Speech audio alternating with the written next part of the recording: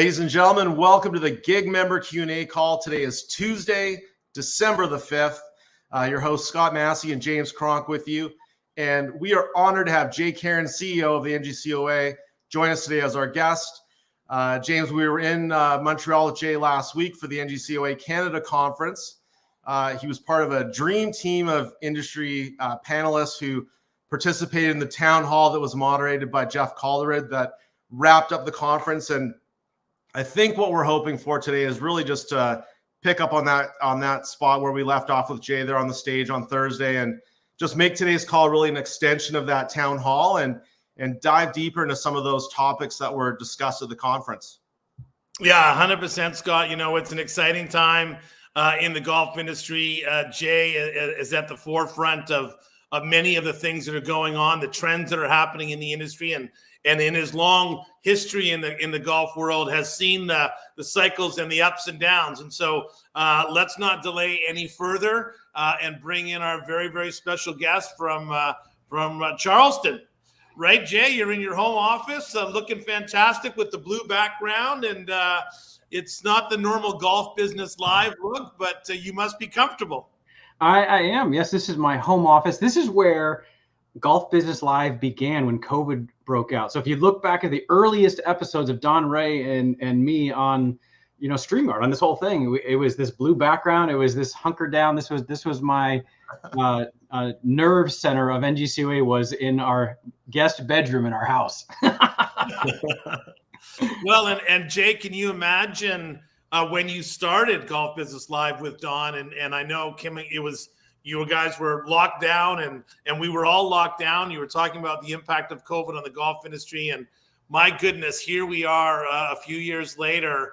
Who would have guessed it? Who would have guessed where we were today? And Jay, just to start off, you've had a long career in association management and an NGCOA, and then left to do other tasks, and then back to now lead the organization. But you've had a long journey, and maybe just kind of share a little bit so far with our audience about your path. And I love, first of all, I invite everyone to visit your LinkedIn profile, because I love how you lay out your passion for being in the business that you're in.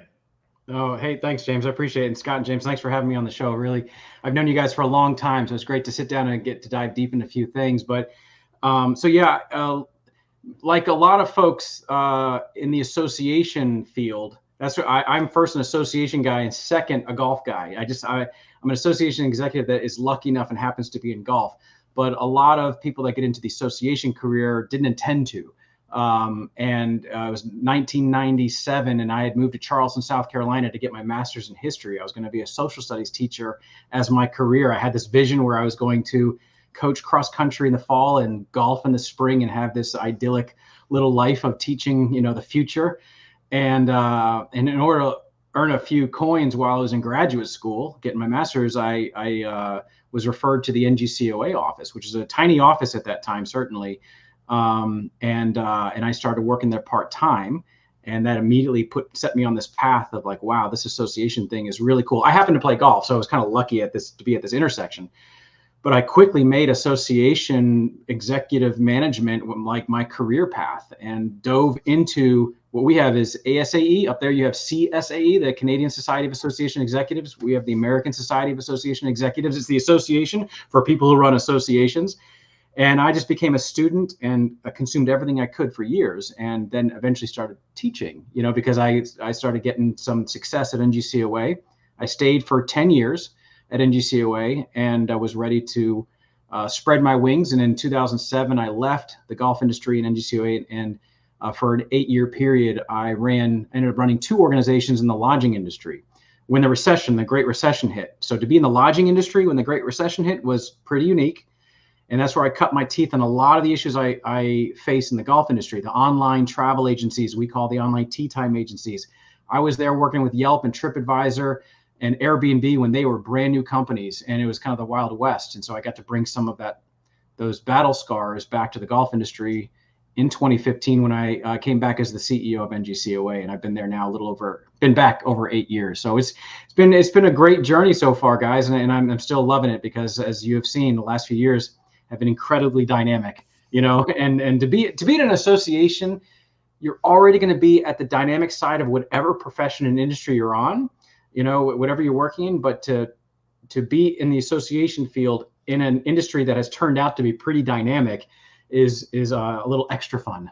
Yeah. Well, no doubt. And, we had the benefit, as Scott mentioned last week, of being in beautiful Montreal and a great conference. And the panel session at the very end, that could have gone on for 2 more hours. There's no doubt. It was so many things to touch on and so many smart people in the room talking about the golf industry. And one of the things that I love that you talked about, Jay, was these cycles that you have seen and witnessed. And Don Ray was also talking about, not to forget about the fact that these can be cycles and that things kind of can go up and go down and not to take anything for granted. And I think about that right now, Don, Jay, when I tell you, when I read an article this morning about John Rahm, possibly going to Live Golf, and of course the golf ball rollback that was kind of being discussed right now, and the various different opinions of the amateurs and then talking heads in the golf, the Brandel Chamblees of the world, and then tour players and their different opinions.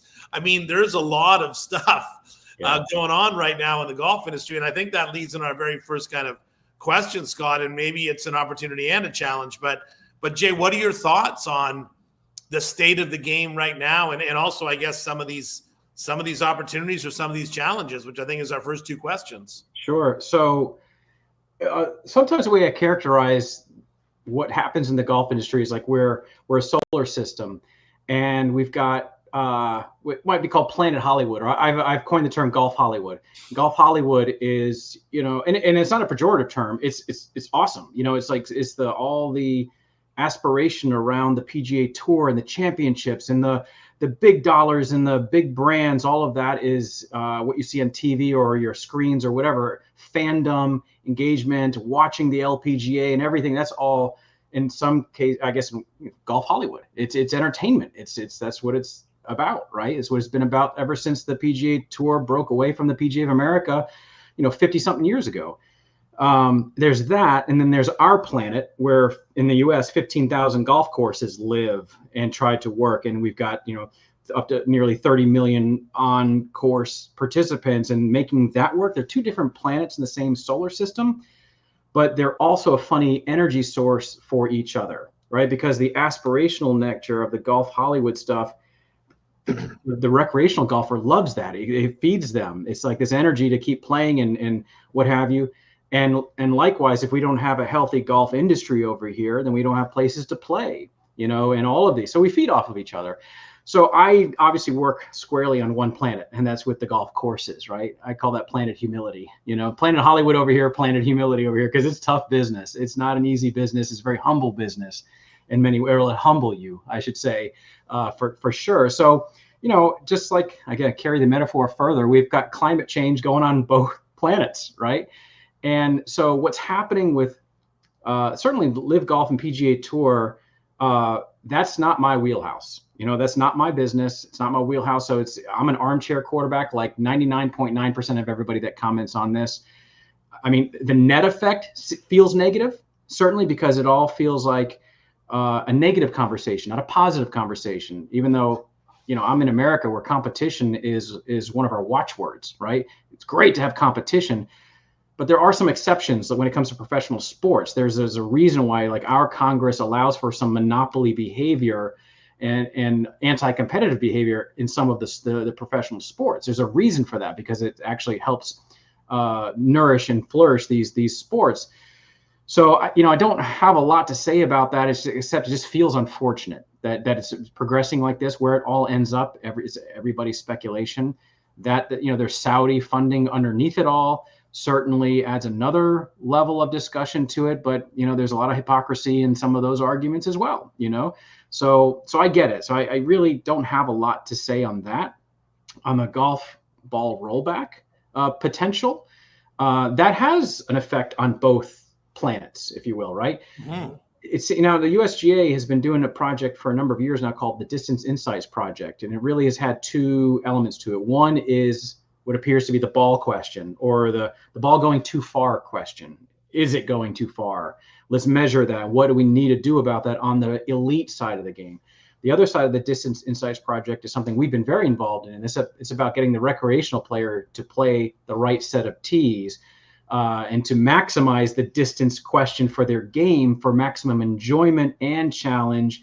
And, no surprise there, most people probably need to play up a set of tees, right? And how to get that to happen, and what tools do we use to try to right size that?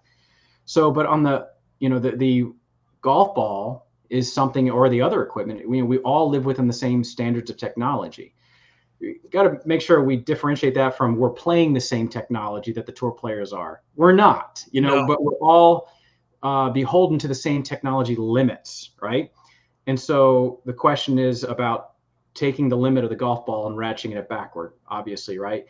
And it seems like it's all about the elite game and the ball going too far and it becoming a driver wedge game instead of maybe a driver 6-iron game or whatever it is. And lots of opinions all around, which all are very valid.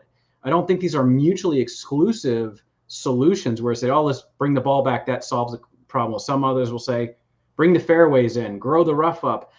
It's a combination of all the above is already in place to make the game difficult, right? So it's a matter of which lever do we pull to try to, I guess, keep some of these old style courses from obsolescence, so that they remain in play for majors. That's a question. Will the Marions of the world, and will they get to host majors in the future? Is there concern about that? Is that causing some conversation to roll the ball back? Then again, you got fans who want to see Bryson DeChambeau drive that par 5 green and all. So it's very complicated. But the effect on the recreational golfers, obviously, and those are the ones that pay the bills of the 15,000 golf courses in America, that's the question of the hour. And the way I see it is there are 3 options really for if this technology is going to get touched. It's either one, bifurcation, which is have a different, set of limits for the elite players from the recreational players. But what that does is it changes the DNA of the game. Right now, from that point forward, then we know that we're not playing the same technology standards as the elite game. And that's kind of a mutation in the DNA of the game. And what's the impact of that? What would the impact of it be 100 years from now? And I know a lot of golf course operators do not want to see bifurcation because it's a matter of which ball is being used in which tournaments. It starts out at a PGA Tour elite level, but then it starts moving to the college level.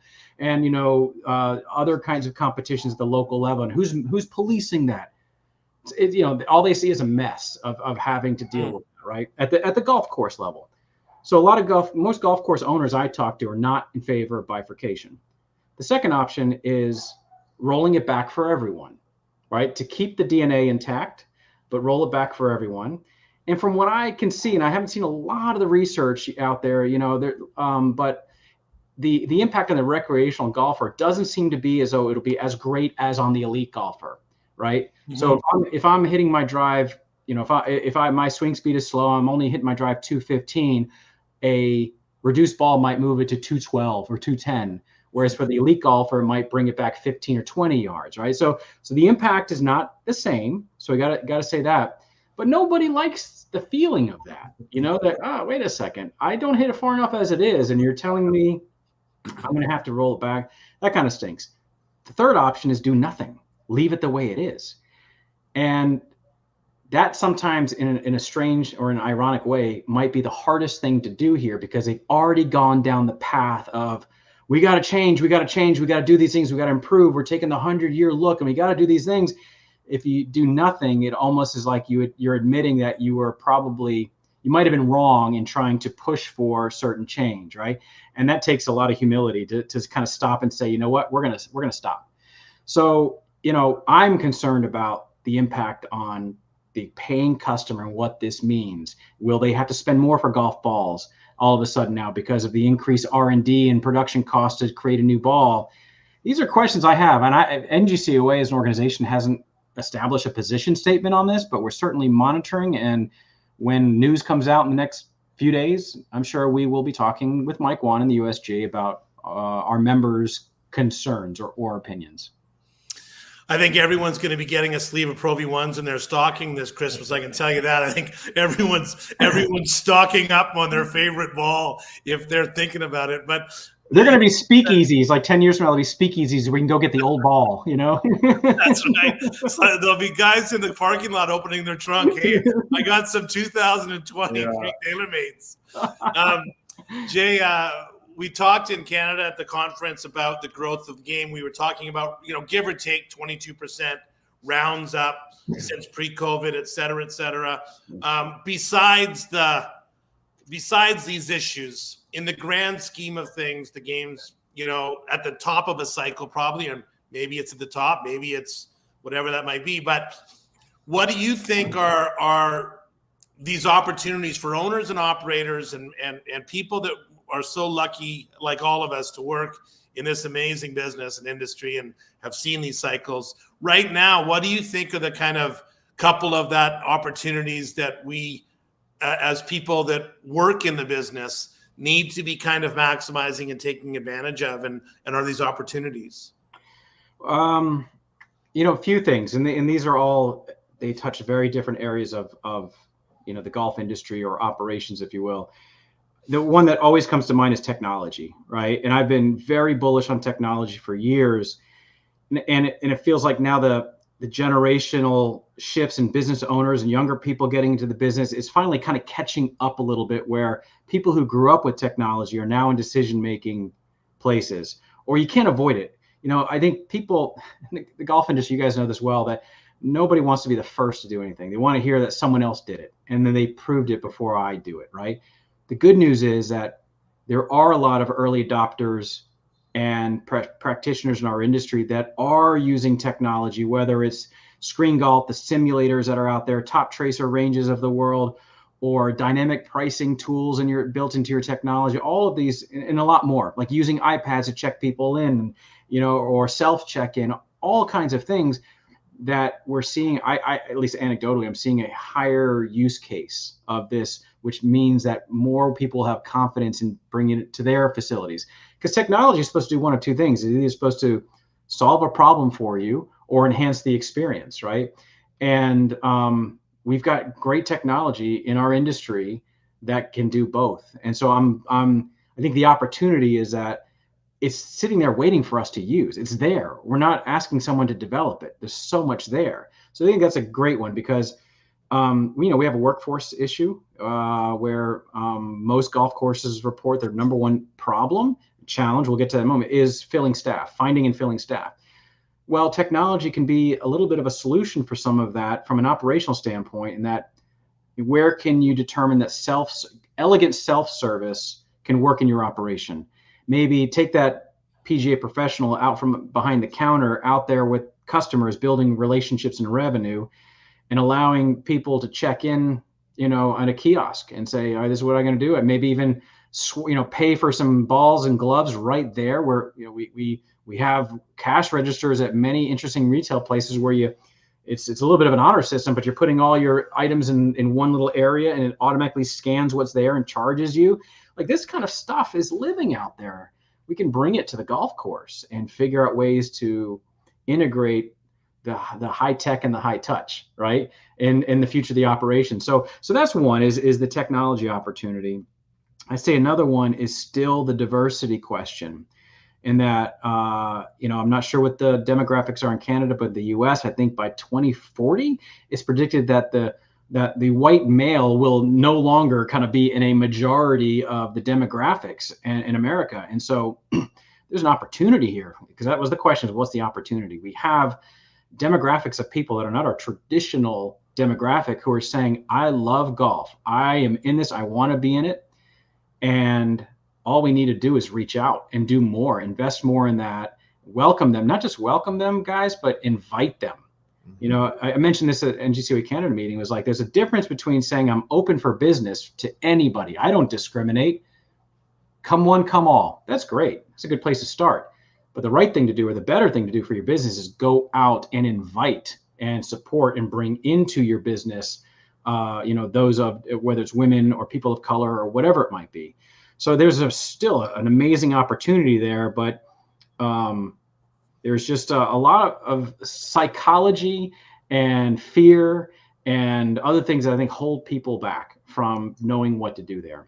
I love that. I love that idea in the idea fair that was talking about the Welcome to Golf Day, where they bring in people that are, I mean, the reality is that, and it's no different in Canada and other parts of the world, where the people that are moving into cities and suburbs and things like that just come from countries that maybe they don't have access to golf. And so they don't know the lexicon. They don't know what ends up. They don't know, a bunch of things. And so we really have to kind of create, like you said, that welcoming environment and start from the very beginning of, here's where you call, here's where you park, here's how you, and I love that idea about creating that kind of basic starting point of getting people into the game and seeking out people that have never touched a club, never walked on a golf course. Jay, in next week, I'm doing a podcast with Nacho from Park Golf, and that whole experience there about taking the game out into public parks, and and if those of us. Let's talk about that for a second, because what Nacho's doing is great. Like, he's literally taking golf and putting it in a public park, right? I mean, a short course, fun little format. Free. Awesome. Yeah, free. You can't, to go to a public park, you'll see a swing set, you might see a few things, but to have a little golf experience, awesome, right? I suggested something, I think at the Canadian conference last week as well. One of the opportunities in the US is the question of, where do parents go when they want to sign up little Johnny or little Susie for every sport imaginable, team sport especially, soccer, football, basketball, baseball, you name it, lacrosse. They go to their local parks and rec division. They do programming. Yeah, they have the physical parks, but they also do a heck of a lot of programming. And what's more is that these parks and rec divisions are building bridges with community programs, like the karate dojo. It's not being operated by the city. It's a local entrepreneur that's partnering with the Parks and Rec division as a place to sign up for the dojo and the kids programs and all that. It's become the admissions office, if you will, for all of these amazing programs. Golf has a plethora of programs. 25 years ago, we didn't. Now our cup overflows with programs for beginners, whether it's Top 36, PGA Junior League, you name it. But you have to go to the golf course to even learn and figure out what this is. And most parents aren't golfers, so they don't naturally think this is where I'm going to go because all my friends and neighbors are signing their kids up over here. Golf needs to connect the dots. It needs to make these or partner with these Parks and Rec divisions to become the places where you sign up for PGA Junior League golf and all of these things. Fish where the fish are, and that's what Nacho's doing. That's fishing where the fish are. They go to the public park, so plant golf there. I always say that if you were broken before COVID, you're still broken, and what I worry about a little bit with regards to this upside of the last couple of years of revenues and hopefully profits for operators and at least some money in the kitty and in the piggy bank is the fact that we still need to, just like we're reinvesting in our clubhouse, our irrigation, or our bunkers, we have to be reinvesting in creating the funnel of future golfers. And I just don't see the same kind of investment, generalization, but in a typical kind of golf course, I don't see the same kind of investment in the marketing and the creation of new golfers, of new programs, golf professionals walking the line, giving free tips all day long, trying to create that kind of experience. And I'm let me rephrase that. For the facilities that do commit to that, I always see great success, and I always see their funnel, their database, their programming is much more healthier when times get tougher. And so I think that's a good advice for anybody. Yeah, well, we went from low demand to high demand almost overnight. Right. And so you have an industry of people who are tired and they're exhausted from the high demand. So to find the energy and capacity to say, we got to continue to build new customers and players right now in time, that's one of our biggest challenges is they can barely keep up with who's coming at them now. And so it's a difficult one. It happened. It ramped up so fast that I think the exhaustion factor was commensurate with that. And that's probably in our next question, Scott, about the challenges, Jay, and I've got a couple others coming up. But let's start with that. I mean, you mentioned some on the panel last week. The other delegates on the panel, the great panel we had last week, talked about some of what they see. What from an NGCOA owners, whether for golf course owners, when you're kind of standing in front of the crew and talking about the future, what do you think are kind of these key challenges that we need to be aware of besides the ones that we read about in the paper? Yeah. So the way I look at some of our challenges, usually in that SWOT analysis, that strengths, weaknesses, opportunities, and threats. Well, the weaknesses and threats are the ones that feel like challenges, right? The weaknesses are self-imposed. What are we doing wrong that we can just fix and just do better? And the threats are those that are environmental happening to us, right? And both feel threatening, both feel challenging. And when we look at, I'd say, let's start with the threats. Those things that are happening to us, challenges that we got to respond to. There are a couple of big things that we got to think of. One is certainly the potential of an economic downturn and preparing for that. Right? Did we learn anything from the 15 to 20 year what I call industry recession that we had? Did we learn anything from that, and are we prepared to deal with that?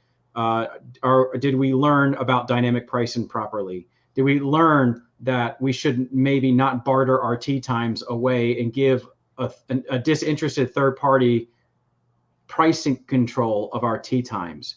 These are things that happen in a poor economy, or at least they get expanded or they're accentuated in a poor economy. So, those are still living challenges right now, is, bartering tee times and giving away your price control.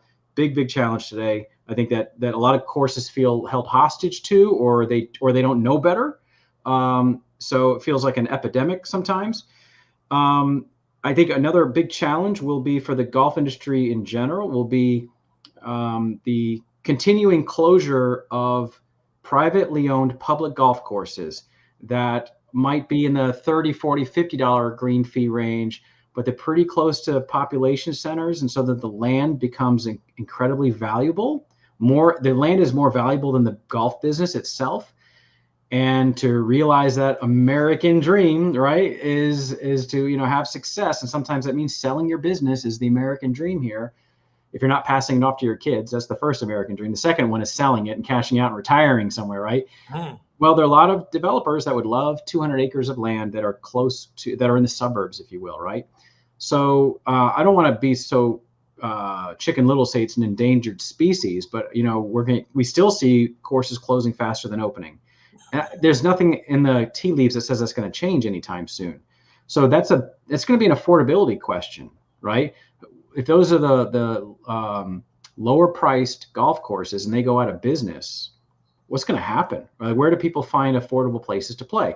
Now, there are some antidotes to that. You might see more people playing screen golf, as their first place where they learn to play golf, and then they migrate over to green grass or what have you. So those are some big challenges. I think the one that's more of a weakness than a threat is simply the workplace, not the workforce, not low unemployment as a macro issue, but just what does the workplace of a golf course look like today? And I don't think it looks a lot different than it did 25 years ago, as far as how golf course owners are running their work cultures, their business cultures, how the hours required to work and sun up to sundown. And I heard just last year, one of the owners in our organization, when they were in a discussion about the possibility of allowing their head golf pro to have 2 days off a week instead of 1 day off a week during high season, he was very concerned that might get out, that might become a thing. It's like, whoa, oh my gosh. I was like, I understand your frustration and your fear about that, but that's not the attitude that we have to have moving forward. How do we facilitate? I don't want to call it work-life balance, whatever. Everybody likes to use their phrase du jour about all of that, but basically to avoid burnout and to maximize happiness. How do you do that is a big problem in our industry. Jay, have you seen, you obviously had a sabbatical elsewhere for a while, but in NGCOA back in the day with Mike and now today and you in the role.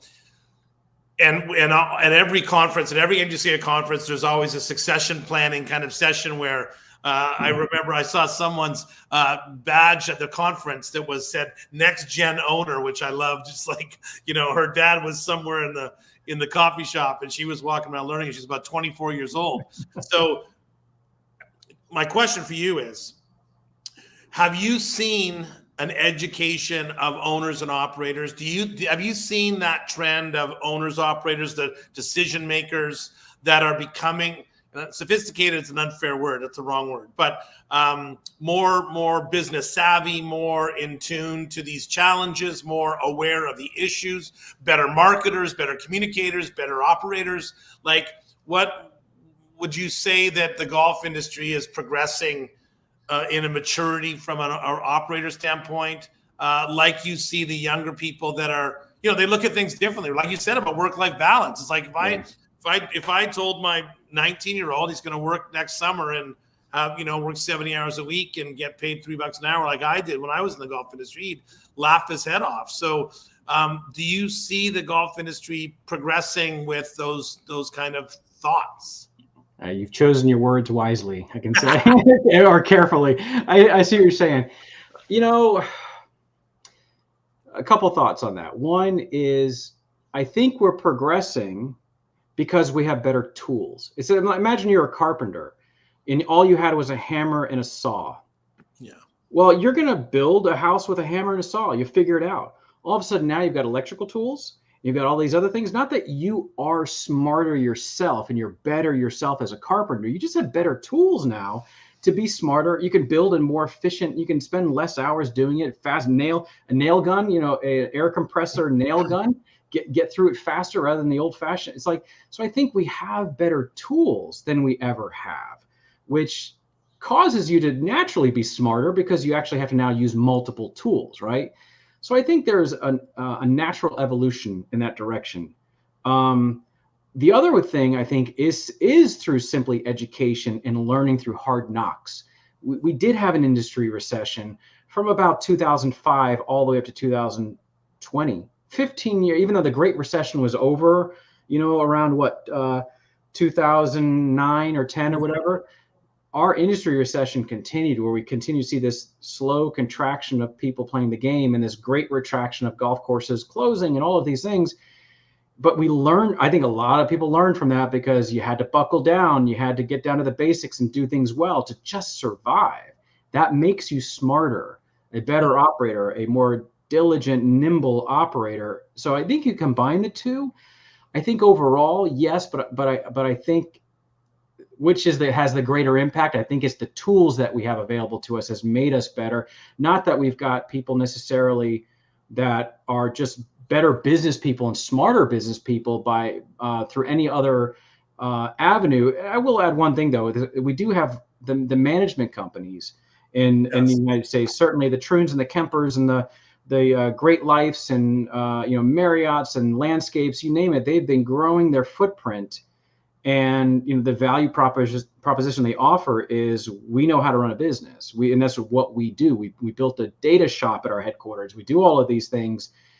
And so that option is there if the next generation doesn't want to take the course and, your daughter is off working for a software company instead of running the golf shop.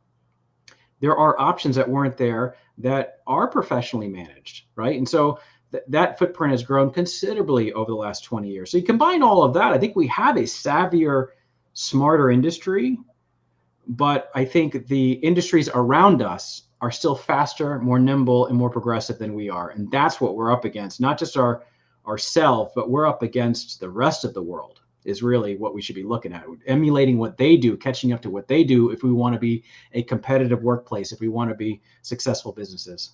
Yeah. And I always like to remind people that we're also 30,000 entrepreneurs, that are working in the same industry, so to speak, working together, but working separately, working competitively and together. So it's a fascinating kind of environment. I know you would say this if you answer that question, because I'll go to my next question, because we talked about this at the conference. And I mean, the NGCOA had their own conference literally I believe a few months ago about the topic of water and conservation. And we had as we always do at the conference this year for Canada, talk about advocacy issues and talk about organizations, and obviously water is certainly one of them. But what are some of the advocacy issues, Jay, for NGCOA?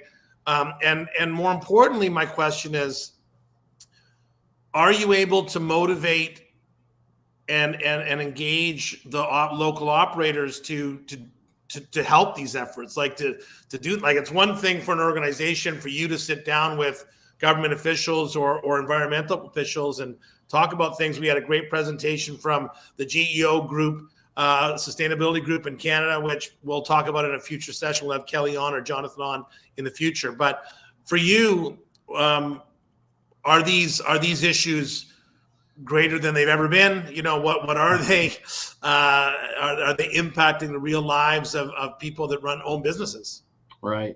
So on the advocacy side, we've got things happening at the federal level, the state level, and so forth. And I believe that as Washington lives in this dysfunction with a capital D, and they're not legislating, on one hand, it's kind of it's a reprieve. If they're not legislating, then maybe we're not under attack, right? But what's happening, it trickles down that all of a sudden state legislatures and local counties are picking up the ball and over legislating or looking for opportunities on a lot of fronts. So the water issue you mentioned, that there are some federal things that we have to get involved in from time to time, where the federal government we feel is overreaching because the state governments are already doing a good job watchdogging the waters and the cleanliness and so forth of the environment.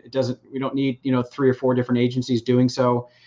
The availability of water is certainly an existential issue in certain areas. There's no question about that. And so being politically involved is important there, because there is a pecking order of who gets access to water, or when there are restrictions, who's impacted.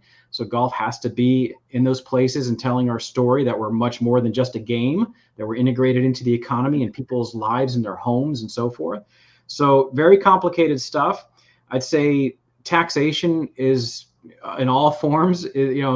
I think people are going to look at golf as an opportunistic area. We're generally land-rich, cash-poor business, but if the news has been that how golf is just doing great, well, then we must be land-rich, cash-rich as well. Yes. So the property tax, I think, valuation question and how golf courses are appraised around the country may continue to see evolution to try to eke more out of the golf courses than they have in the past, which is problematic, because oftentimes, guys, we may get taxed one way, but we're zoned another. Like, for example, in Los Angeles, there was you guys are probably familiar with Malcolm Gladwell. Isn't he Canadian? Isn't Malcolm Gladwell Canadian?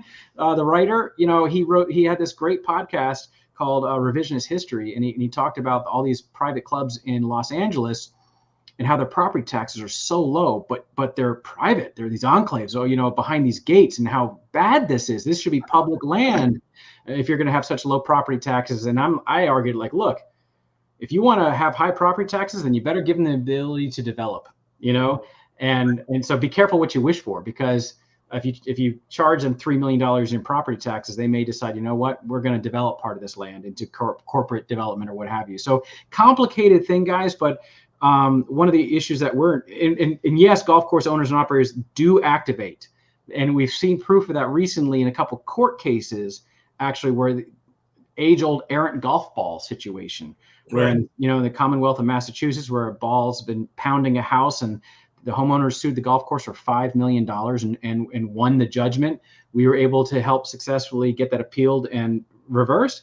Right now, the state of New York, errant golf ball hit someone in the eye, golfers suing, and we're stepping up. But we engaged our members in these efforts to advocate, even in the court system, to raise money to file amicus briefs in these cases. So yes, when golf is under attack or there's a threat, the owners and operators activate very well. On the national level, we still have this sin list legislation that you may have heard of. In the American Tax Code, golf courses are identified with some other sin list industries that we like to say, whether it's massage parlors, liquor stores, tattoo parlors, all of these things that when there is disaster relief funding available to American businesses, we've been exempted. and have not been able to access that. And on the flip side, when there's been economic stimulus money available, golf has been left out. We finally have a bill in Congress in one of the committees on the House floor to remove golf from that tax code. So first time in years, we actually have an active piece of legislation. So a lot going on, but owners and operators will activate when we need them. We don't call them very often, but when we do, they answer the call. Nice. Let's flip. That's fascinating. Let's flip the switch. You mentioned screen golf, a term that I've started to hear a lot lately. And I was lucky enough to be at the Golf Inc. Summit in Palm Springs last month or a month and a half ago. And I got to tell you, I hear different stories about how Top Golf or organizations or Screen Golf is supporting the green grass movement and converting, people into golfers. And, I went into one session, it was like the sky is blue, and I went to the next session and the sky is red, and they were completely, and everyone's just all nodding their head, it's exactly right. So, anyone with a club in their hand to me is a positive thing. And this is not about negativity. It's not about, how do we find the holes in it? It's really about the ecosystem of the industry and the lifetime of the golfer. We talk about the fact, from cradle to grave, right? That's one of the great things about the game of golf. Nacho will talk about, they're not learning about the rules and etiquette and the history when they're hitting a ball into a screen. They're drinking a beer and having nachos, and that's not golf. And I that was a pun intended, actually. I'm going to use that next week. But Jay, what from an owners association standpoint, and obviously, you talk about Top Trace on the driving range and bringing food out to people hitting balls. I got that part of it, but going into a basement in downtown, Minnesota. Which is never a good idea, but anyway, go ahead. With a speakeasy and a golf screen, do you think that this is going to ultimately convert people into golfers that are going to come and play at the majority of members of the NGCOA? That's a great question. And just this week, I'm having this email battle and debates with my good friend Harvey Silverman about the very question. Harvey's one of our writers and one of my good friends. And it's fun to engage in these conversations when we're so early in the cycle, right? It's I got to tell you, the first time I remember simulators, my first stint at NGCOA, I remember simulators being a thing, but I remember it being more of a training aid. And let's get one. A golf course might get one as not just as a novelty, but a little bit as a novelty training aid or whatever. Nobody really saw building a business around it. And it wasn't until I came back in 2015, the summer of 2016, I went to Melbourne, Australia, and I spoke at the Golf Business Australia conference, and there was a first-class Cadillac simulator there, and I got in, and I was like, oh my God, this is awesome, like this, and I immediately saw like I'd want to hang out here for an hour and play and have fun, and so the wheels started turning, and that's when I immediately got bullish and started learning about this, and that's when I learned about what's happening in Korea. They got 5,000, golf cafes, as they call them in South Korea, right? It's on every street corner. All of that. And so what I started saying, guys, was, all right, to my audience, I said, first of all, this is awesome, right? Try to build a business around this. You yourself, right? What I said was Top Golf, and I've said this from the beginning, and I love Callaway, love Chip Brewer and Top Golf. It's great stuff.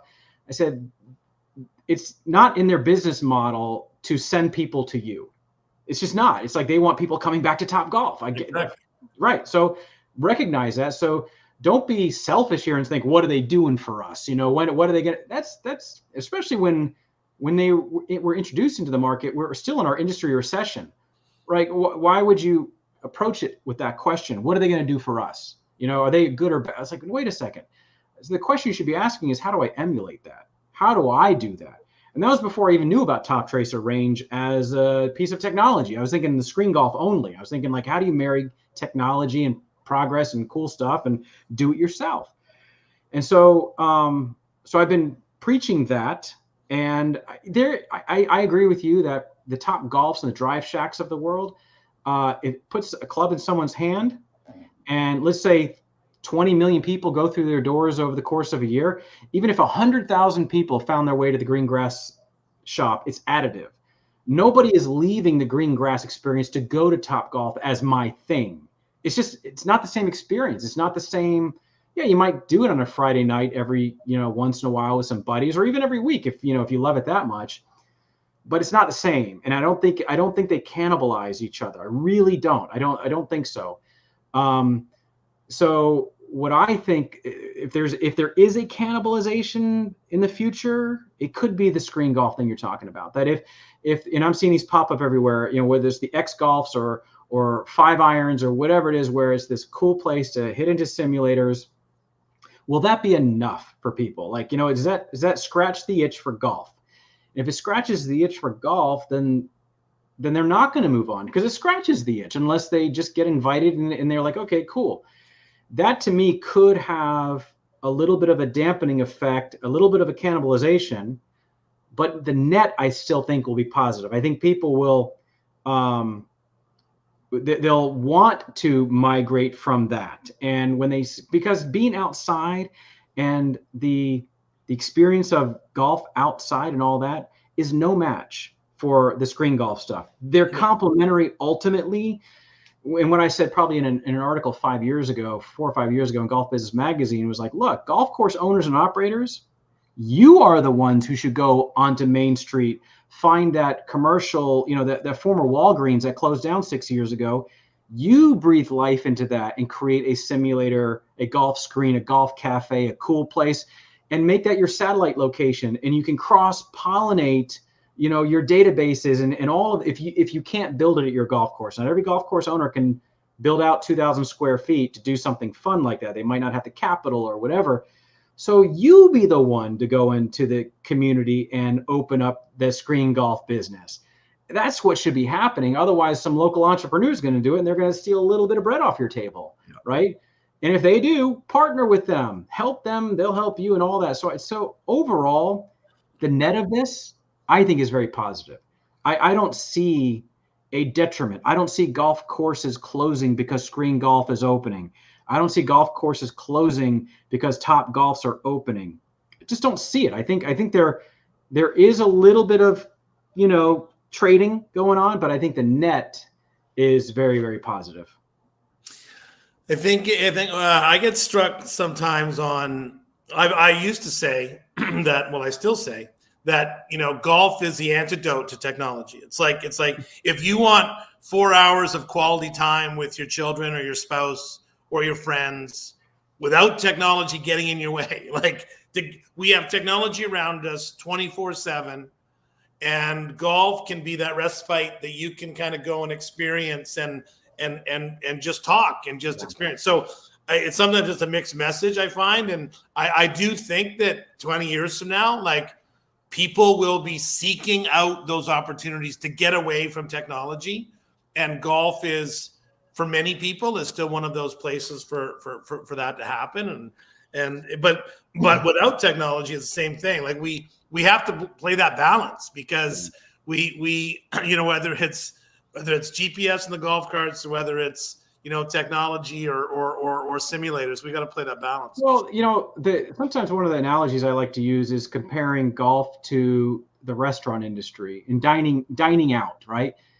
The restaurant industry can claim accurately, we've got something for everyone, right? We've got the local greasy spoon dive place where burgers still might be $2 or $3.50, but you're going to get paper plates and napkins, to the fine dining and everything in between. Food trucks galore, you name it. Door dashing, is dining out, sort of. It's like every possibility. Golf is actually the same way. We can't be pigeonholed into one thing. And this, I think, the whole technology, screen golf, and all that, whether you want to count them in the golf economy or not, and all these debates, all it does to me is it shows the world we've got a little bit of everything. And that is a great position to be in. If you are an industry, you are an economy, you want to be well diversified. To me, this just continues the diversification of the game, the sport, whatever it might be. Even if you call it a golf derivative, it's not golf. Well, it's a golf derivative, or it's golf adjacent, or it's golf with a lowercase g, whatever. It's like, I just see it all as a healthy thing for our ecosystem.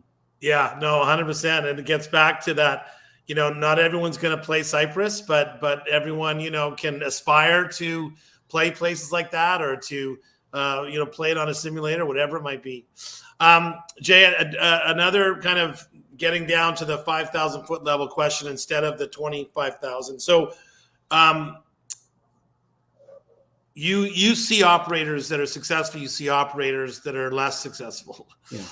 What to you are the traits of those golf course owners and operators that you feel sets them apart? Was there some common threads that you can identify that we know who they are sometimes? I could name 20 people right now off the top of my head, but I don't often think commonly about what are those traits that they all share that is the secret sauce that helps them through these good times and bad times just maximize their opportunities. So what do you see?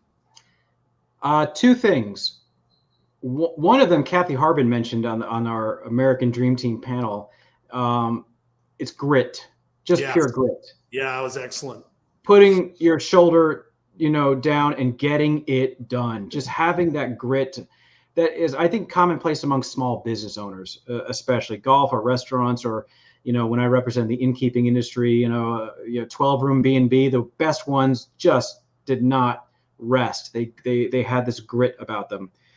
That combined with curiosity, I think, having a healthy curiosity about your business, about what's happening around you, to me, those, the best operators live at the intersection of both of those, because the best ones are always asking questions. Who's doing it this way? Why is this company doing this? On the good side and the bad side, there's a curiosity around, companies that, what are they doing? Like merchant processing can be a curious business. The best operators are asking questions about, wait a second, why is it happening like this? Why is the business model like this? Why can't it be like this? So I think those are the two lasting characteristics, I think, of the best operators, are a combination of grit and curiosity. Yeah, that's excellent. Yeah, Kathy was bang on, and she talked about that. And you when we have these conferences, you saw the Great Idea Fair, and I was fortunate enough to do the Great Idea Fair, the U.S. conference many, many years ago. And what I'm always not surprised about is how often it's the same people that are up there.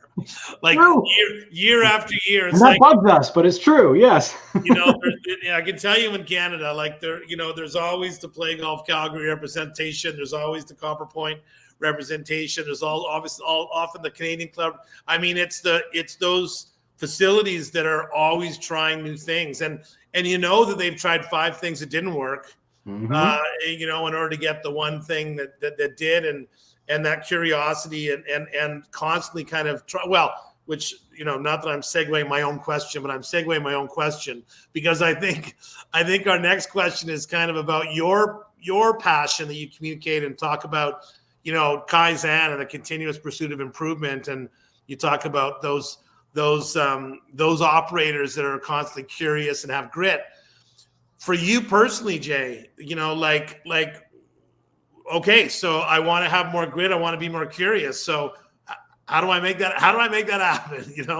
What are there some strategies or habits that you kind of personally kind of implement to help you continue to seek out new and improved ways to do things?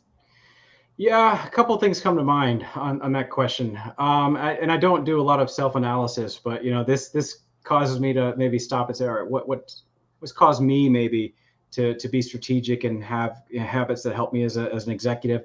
One of them is to say yes as much as possible, to say yes to things, whether it's to the invitation, to the phone call, to, hey, Jay, can I bend your ear about this technology I'm bringing to the industry or thinking about? To say yes as often as you can without jeopardizing your own sustainability, for sure, right? And you're going to have to test your boundaries on that. But saying yes, yeah, I'll do that. Yeah, I'll go to that thing. I'll do that. That's what opens your mind. That's when you learn. That's to me when then you're spotting and you're filtering for, oh man, that I want to bring that over here. If you're not saying yes and you're saying no to things more than yes, then you're cloising yourself. You're not keeping your mind open. You're not seeing things, right? So I think saying yes, and I delivered a convocation speech at my alma mater a few years ago to all these incoming freshmen about that, and I gave them examples of how I said yes in my life, which in the moment I thought might have been insignificant yeses. Sure, I'll do that. That turned into, if you followed the crumbs, turned into amazing things in my life. And so to me, that is, I think, yes, go to the conference. Yes, tune into the webinar. Yes, do what you can, right? I think that's one. The other thing is, and I don't know if I'm just naturally a productive person, but having a productive mindset and a productive energy is one of these habits that I can't shake. Not that I can't relax. I can relax and have a good time with the best of them. But I find that, like, for example, if I'm traveling to a conference or our own conferences, if I've got a 2-hour window in the afternoon, the choice in front of me is, do I take a nap or do I go to the gym? And, they're both equally seductive, right? Like, 9 times out of 10, I choose the gym, because in the end, it benefits me. I feel better and so forth. So when I'm faced with choices, I try choosing the one that I think is going to make me more productive, better, and what have you. So I don't know if that answers your question, but those are, the thing, like the yes strategy to me is a really, really important one. I just want to say that after my 3 a.m. Bar night at Montreal, the next day I needed a nap. I'm just admitting that right now. You're testing your boundaries. When we were in Hurley's, and I heard the bar wasn't closed yet, and it was 3 a.m., the next day I needed a nap. Well, the guy said to go out, you said yes. So yeah, that's right. Well, you said yes. That's right. The problem is I keep saying yes. I'm proud of you. I'm so proud of you. Well, you know what's so funny? But that's just such a great point, because, in fact, I will literally say that night, saying yes and opening yourself up to those experiences, and then all of a sudden you connect with someone that you didn't know you're going to connect with. Then all of a sudden you have a conversation, and all of a sudden it leads to an opportunity. And you're totally right. Just having that mindset of being open to things. Jay, awesome stuff. I think we've got one more to finish off, Scott, in our time. But it's really, we've talked about so many of these things. We've talked about technology. We've talked about challenges. Talked about the future. Are you? They use the word bullish. Where do you think the industry is going to be, Jay, in 5 years? Where do you think that? How do you think we're going to benefit or maximize from this cycle? Do you think do you think we're going to maintain this kind of 15-20% kind of upkeep over pre-COVID times, and these golfers that have rediscovered the game and have come to the game are going to keep playing the game, or they're going to go back into the office and stop working from home? Or what are your thoughts when you talk about the future, and more importantly, what advice do you give operators? Sure. Well, I really have a hard time crystal balling, because of the world we live in. And so, but we all do it. We naturally do. We have to. We're human beings. And so we're always looking down the road and trying to prepare. And when I think about the golf industry, what I would say is I caution people that, budget for your business as though it's not going to happen. The hockey stick rise or whatever. Budget as though, but have operational plans to go make it happen anyway, right? It's a nuance, to do that, but don't count on it. Like when you budget for your business, you're basically saying, what can we bank on? Mm-hmm. And if you can't, it's hard to bank on another 5% growth compounded. It's hard to bank on that. So you don't bank on it, but you build a business around trying to make it happen still, right? So it's a tightrope walk for sure. When I look down the road, I'm more concerned about some of these macro issues than I think the micro issues. These threats that are out there, or these conditional things, like I mentioned earlier, the problem with affordability. At the same time, that there would be naturally an affordable sector for the golfer to go after. That's where municipalities come in, especially in the States. There are nearly 3,000 municipal golf courses in the U.S. I'm bullish. I think their stock value is going to rise. The importance. Those munis that see 40,000 rounds a year are going to start seeing 50,000 rounds a year, I think, naturally, because of the evolution of the supply.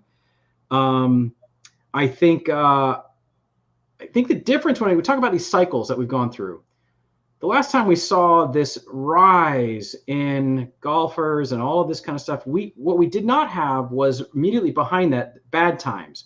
We had no times we built the industry. We had great times, and then we've seen bad times and good times again. My hope, it's a nuance here, but it's different in that we will have learned what it feels like to have gone through bad times and good times. So when the bad times come again, we've got that institutional memory. Yeah. It's very different than those that only saw good times and went to, you see what I mean? I know it's a nuance here. Yeah. There's probably a textbook we could write about this, but I'm bullish for a couple of reasons. One, I think we have smarter operators because they've seen these multiple cycles, right? And two is the demand that we've seen the last 3.5 years because of the unfortunate event of a pandemic, though. The people that came to the game for the same reasons that they stay with the game. Whereas the Tiger boom caused people to come to the game because of this rock star. Oh my gosh, he's cool. This seems cool. That had nothing to do with picking up a club and hanging out with your friends and family and getting outdoors. The reason people came to golf for COVID were those reasons, the same reasons you play golf when you're 80 years old. So to me, I think there's going to be an organic and natural retention that I'm more positive about sticking around than what happened 25 years ago. So I'm still very optimistic about the next 5 to 10 years, but my crystal ball doesn't go beyond that. Well, Jay, listen, we've taken up your full hour, and we know that home office is a busy place. We know you've probably got other tasks and other chores, and we so very much appreciate you sharing your knowledge with Gig Nation. So many good insights, and we sometimes as operators get into who's coming to work tomorrow and whether or not it's going to rain on Thursday. But at the end of the day, there are some kind of big picture things that we all need to be aware of, and just wonderful to have your insights on that. So thank you so much. It's always a pleasure, and really appreciate you sharing your time with our audience. Yeah, my pleasure. And a year from now, let's see what has changed, and let's see where Golf Hollywood is and all of these things. Let's have a fresh discussion. You got it. Thanks so much. So Scott, as always, great hosting, and ladies and gentlemen, thank you for joining our Q&A call on Golf Industry Guru, and we look forward to chatting with you again, and we will, as always, see you on the inside.